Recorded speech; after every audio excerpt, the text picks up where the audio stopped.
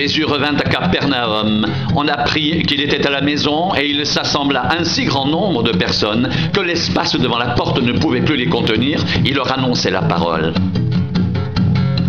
Des gens vinrent à lui amenant un paralytique porté par 4 hommes. Comme ils ne pouvaient l'aborder à cause de la foule, ils découvrirent le toit de la maison où il était. Ils descendirent par cette ouverture le lit sur lequel le paralytique était couché. Jésus, voyant leur foi, dit au paralytique: « Mon enfant, tes péchés sont pardonnés. » Il y avait là quelques scribes qui étaient assis et qui se disaient au-dedans d'eux: « Comment cet homme parle-t-il ainsi? Il blasphème. Qui peut pardonner les péchés si ce n'est Dieu seul ?» Jésus, ayant aussitôt connu par son esprit ce qu'ils pensaient au-dedans d'eux, leur dit: « Pourquoi avez-vous de telles pensées dans vos cœurs? Lequel est le plus aisé de dire au paralytique: tes péchés sont pardonnés, ou de dire: lève-toi, prends ton lit et marche? Or, afin que vous sachiez que le Fils de l'homme a sur la terre le pouvoir de pardonner les péchés. Je te l'ordonne, dit-il au paralytique, lève-toi, prends ton lit et va dans ta maison. Et à l'instant il se leva, prit son lit et sortit en présence de tout le monde, de sorte qu'ils étaient tous dans l'étonnement et glorifiaient Dieu, disant: nous n'avons jamais rien vu de pareil.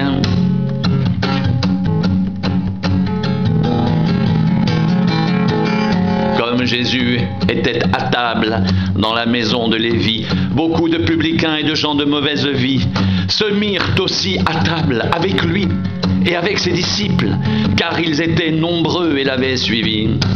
Les scribes et les pharisiens, le voyant manger avec les publicains et les gens de mauvaise vie, dirent à ses disciples: pourquoi mange-t-il et boit-il avec les publicains et les gens de mauvaise vie? Jésus, ayant entendu cela, leur dit: ce ne sont pas ceux qui se portent bien qui ont besoin de médecins, mais les malades.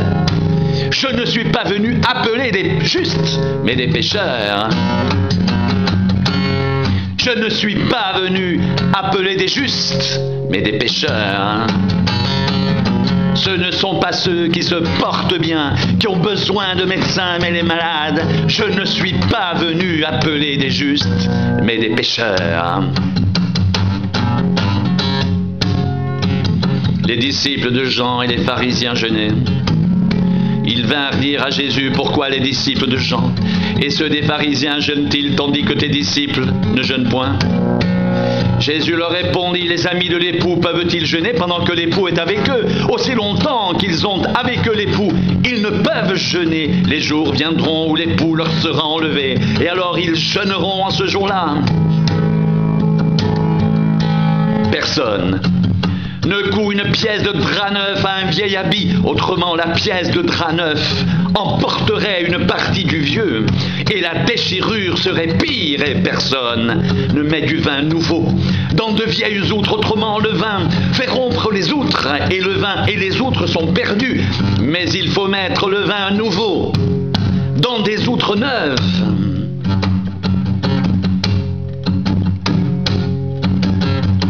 Personne ne coud une pièce de drap neuf à un vieil habit, autrement la pièce de drap neuf emporterait une partie du vieux, et la déchirure serait pire, et personne ne met du vin nouveau dans de vieilles outres, autrement le vin fait rompre les outres, et le vin et les outres sont perdus, mais il faut mettre le vin nouveau dans des outres neuves.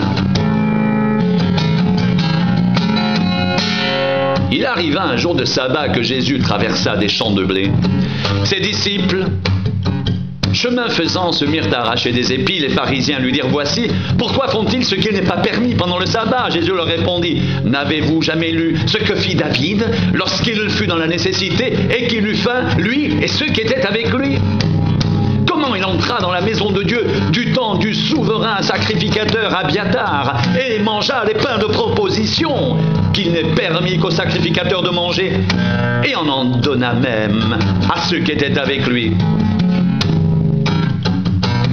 Puis il leur dit: le sabbat était fait pour l'homme et non l'homme pour le sabbat, de sorte que le Fils de l'homme est maître même du sabbat. Le sabbat a été fait pour l'homme, et non l'homme pour le sabbat. de sorte que le Fils de l'homme est maître même du sabbat.